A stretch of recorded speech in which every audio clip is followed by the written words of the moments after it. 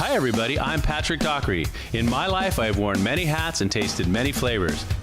As I travel the world, I explore the finest cities in search for culture, history, and great food. Along the way, I get to meet today's most interesting celebrities, focusing on the positive side of life, allowing them to share their causes, charities, and what truly fascinates them. We cook and dine with some of the finest chefs of our time, preparing healthy and delicious meals in some of the hottest restaurants. Also, we showcase the latest, most creative, and hippest trends of beauty, fashion, and lifestyle.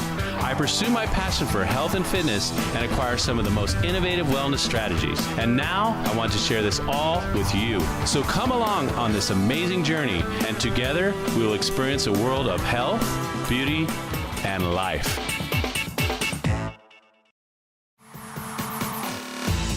On today's show, we meet ukulele aficionado Jake Shimabukuro at the beautiful Royal Hawaiian Luxury Collection Resort. Strumming to his own rhythm in life, Jake has taken the world by storm with the amazing sounds he gets from the small instrument known as the ukulele. Next up, if you like everything about pop culture and music, you might want to check out EMP in Seattle, Washington. From within the Frank Gehry designed walls comes amazing exhibits and interactive displays highlighting Seattle's greatest musicians and iconic pop culture events that have taken place through the ages. Finally, we hit the legendary waves of Waikiki with Waikiki Beach Services and learn how the sport of surfing started on the now famous beach of Waikiki and even hit the waves ourselves. But first, it's time to kick back and enjoy the sounds of Jake Shimabukuro. Jake Shimabukuro is a ukulele virtuoso. His mother gave him a ukulele at the age of 4, and he quickly took an interest in the instrument. An accomplished player herself, Jake's mom would become his first teacher, and it wouldn't be long until he would start growing in local fame on the islands of Hawaii. Now, known around the world, Jake spends a lot of time on the road, touring and leaving people amazed and astonished at what he can do with a little instrument the locals call the uk.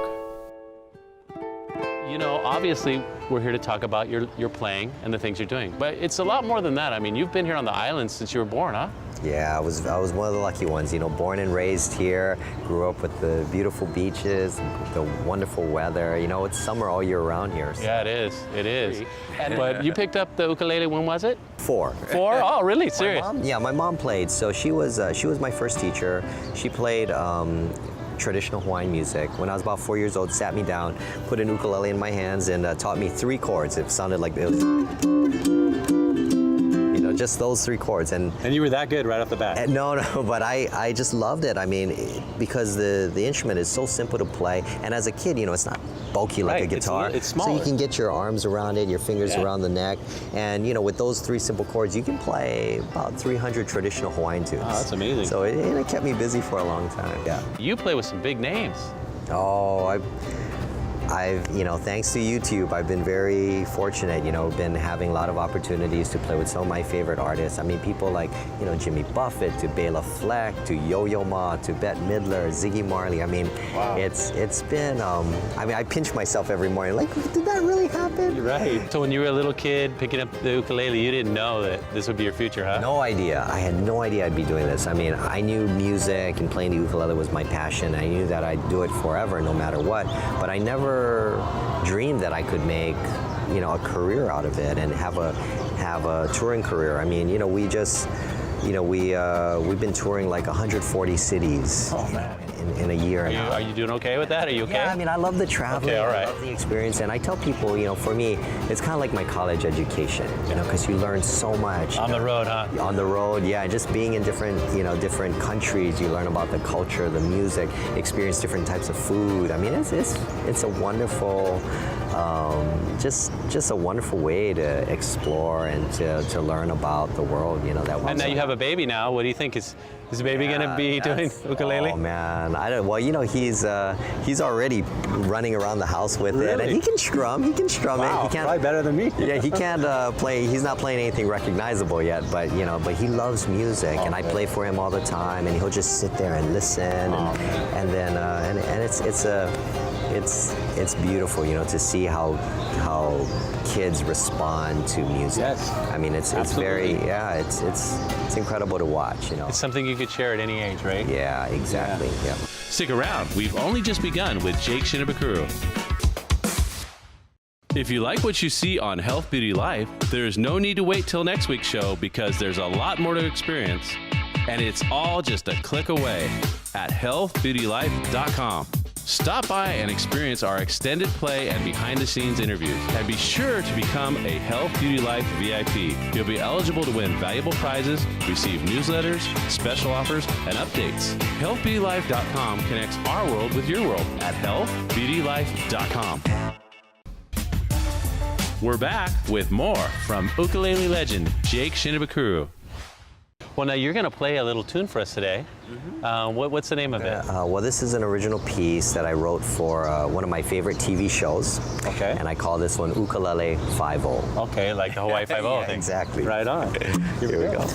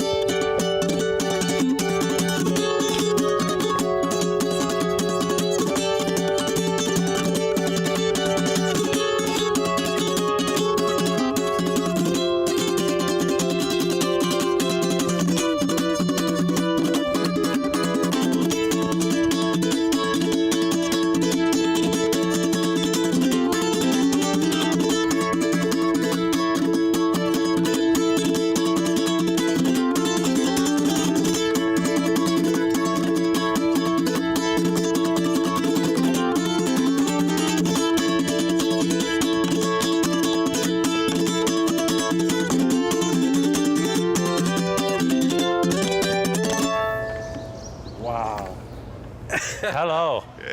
Wow, I can't believe you can get that much sound out of 4 strings. Thank you very much. Thank you. Wow. That's a fun one to play. That is awesome. That is absolutely amazing. Yeah, so you're pushing the boundaries all the time, huh? Oh, I mean, I love it. You know, I always tell people that the ukulele there's just so much potential in this instrument. And one of the best things about being an ukulele player is that audiences all over the world have such low expectations. You Right? know, so What can this kid do with 4 strings, you know, right? And you go in there, you blow their minds. Oh, no, it's a lot of fun. And the thing is, you know, it's a very simple instrument. Like you said, it's only 4 strings, and you know, it's the perfect instrument for anyone who's never played an instrument before. Yeah. You know, because it's, you know, even a guitar is so complicated sometimes, you know, but the ukulele, you can just,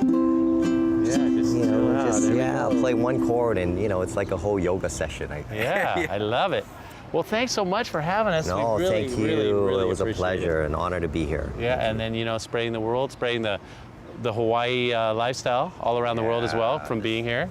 It's a beautiful place, and I feel so lucky, you know, to have been born and raised here. It's like completely stress-free environment. You know, it's amazing. With my son now, I'm just so glad that he gets to grow up in a place like this. A lot of family environment, and you know, music being around, and all the good, the joy, and the love that it brings. Sure, the good food, the beaches, can't beat it. Yeah. Well, thanks so much, and thank you so much for being here with us. And until next time, just remember to enjoy. Next up, we're off to the Emerald City and EMP. Welcome back. We're at EMP in Seattle, Washington. EMP is a celebration of the creative process and engages the imagination, inspiring personal expression for generations to come. We met with Jason Emmons of the museum to get a look inside at EMP and to see how this ever-evolving museum continues to create exhibits that set the standards for museums around the world. You know, I noticed something different when I walked up here. This building's architecture is really incredible. Can you tell us a little bit about it? Yeah, it was designed by Frank Gehry, who sort of changed the idea of the way people thought about museums when he did the Guggenheim in Bilbao, Spain. It suddenly became this very famous building that everybody wanted to go to, regardless of what was inside it. So when he got hired here, the idea was to really push the boundaries of what a museum could be. What Paul Allen told him was, I want something swoopy. Swoopy. So that's really what Frank had to go off with. And I think, you know, one of the things he was really trying to capture with the building was the undulating quality of music. And the building really does have this sort of organic shape to it. You know, he took a number of guitars and cut them up and put them together. And I think the forms of that sort of became the idea of what this museum is. Oh, it's gorgeous. Why Seattle? For Paul Allen, he grew up here. He grew up listening to Jimi Hendrix, who he thought was really the most creative and innovative artist he ever heard. So I think for him, it was the idea of sort of honoring Hendrix. We were originally just going to be a Jimi Hendrix museum. And then the idea became, well, let's look at the bigger picture of popular music. But Hendrix was really the start of all of it. I mean, one of the big exhibits here is the Hendrix. What do you call it? Is it the Hendrix Experience, or what is it called? Yeah, we always have a Hendrix exhibit, since that's the genesis of the museum. And the current one's called Hear My Train A-Comin', Hendrix in London. Because it was really the 9 months that Hendrix spent in London that launched his career. He wasn't really getting anywhere in the U.S. He went to England, his career took off, and he became the person we now know.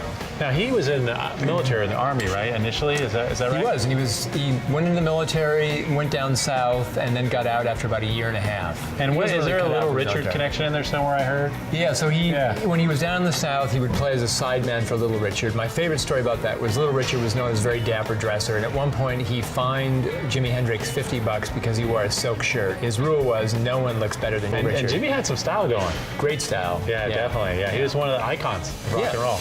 Jimi Hendrix wasn't the only famous musician to hail from Seattle.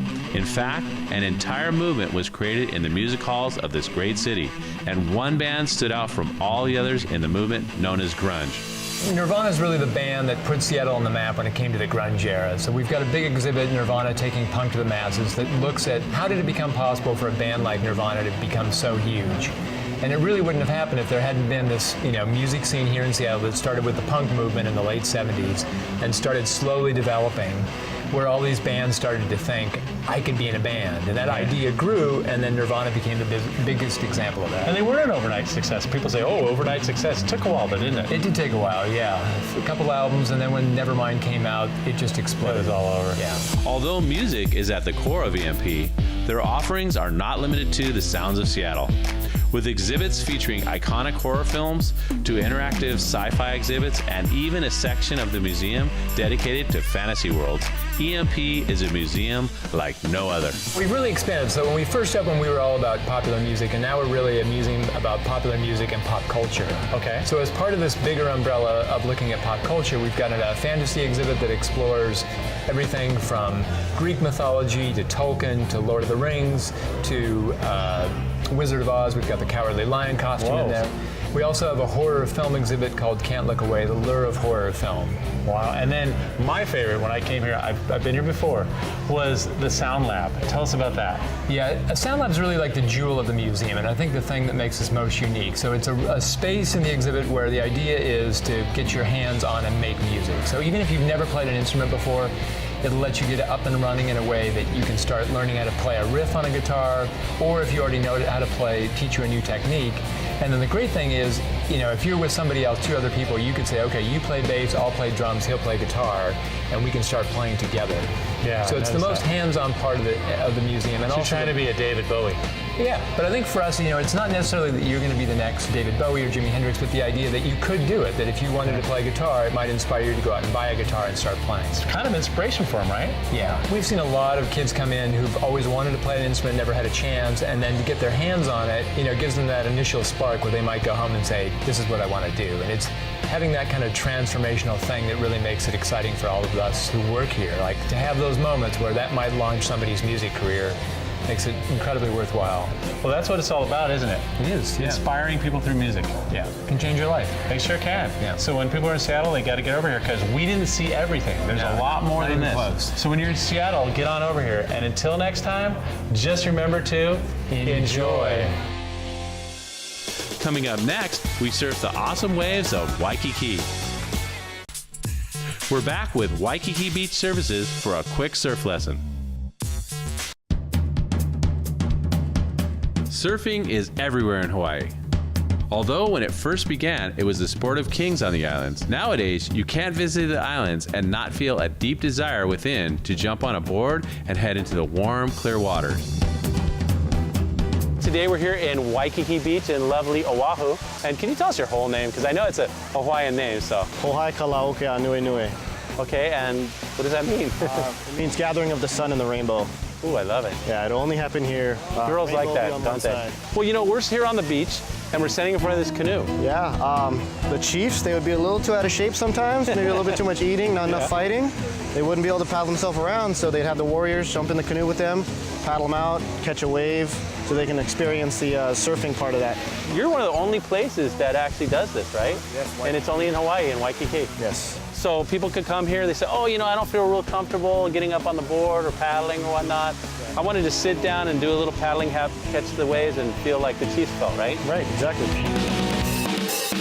Surfing started here, and then you spread it to the world. Now, paddleboarding. Did it also start here? It did start here, yes. Some of the instructors, they wouldn't be able to keep an eye on all of their lessons, so they thought standing up instead of laying down would be a little bit easier for them. So we have a guy we brought with us. He's with our crew. Okay. And you're going to be instructing him. Are you good with that? Absolutely. All right, I got you your victim right here. Brought him all the way from California, Mr. Brian Simo. So, all right, man, you take over. Okay, so this will be your board. Okay, you got the pointed in the front, it's called the nose. Squared off in the back, it's called the tail. So you would want to start off down on your stomach. Keep your feet about 5 or 6 inches from the back of the board. You always want to look where you want to go, so keep your head forward. Try and keep your entire body on the board. When you paddle, you can use both hands at the same time, which would be a butterfly stroke, or you can use one hand at a time, which would be a freestyle. It's up to you. That's a big board, so it's a big difference between a big board and a small board, right? Yes, the smaller the board, it's a little bit more maneuverable, but it's harder to paddle. Okay. The big boards are more stable, they're easier to learn on. If you need to make a left turn, you take your left hand, put it by your hip in the water, go towards the nose of your board, should be the front. Bring your right hand towards the tail. Right turn will be just the opposite, so right hand towards the nose, left hand towards the tail. As we're paddling out, if you've ever seen whitewater, this is where the wave would break, it's kind of just rolling in at you. You just keep your board as straight as possible into the wave, paddle until the wave's about to hit the front of your board. And when it does, you just grab right here by the tops of your ribs and you just push your body up. All you're trying to do is take weight off the front of the board. Okay. The board will go through the wave and you just lay back down and continue paddling. Right on. We stand up for the wave. Step one, you grab by the tops of your ribs, push your body up and bring both your knees forward. Step two, whichever foot you feel comfortable with, you put it in between your hands, as close to the center of the board as possible. I'm a goofy footer, so I'll put my right foot. What does that mean, goofy foot? The regular footer would have their left foot forward and their right foot back. Oh, okay. Third step is usually the hardest part. That's where we'll lose a lot of people. Yeah. You always want to keep your head up when you're standing. Keep your 2 hands on the board. Lift up your butt, flatten your back foot out. And then step 4, you just let go. Turn your front foot to match your back foot. And in theory, you should be surfing. Once you're up there, how do you turn? You have a fin in the back of the board. So once you're up, you would take maybe 2 steps back. Okay. So you put a little bit of weight on the fin.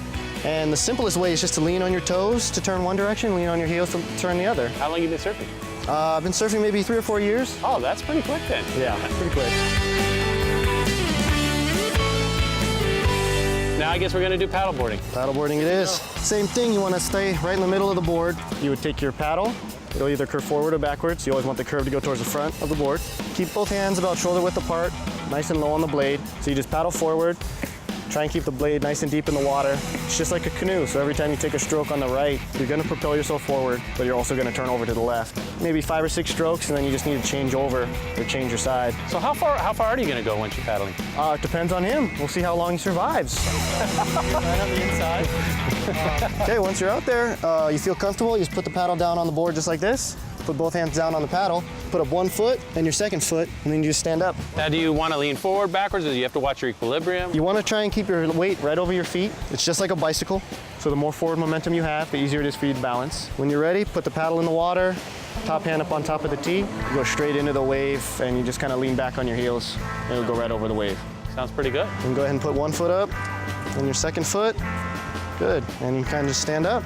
Try and keep your feet nice and flat on the board, about shoulder width apart. Paddle forward. Now let's see what he actually does out there in the water, right? We'll have you doing headstands by the end of the hour.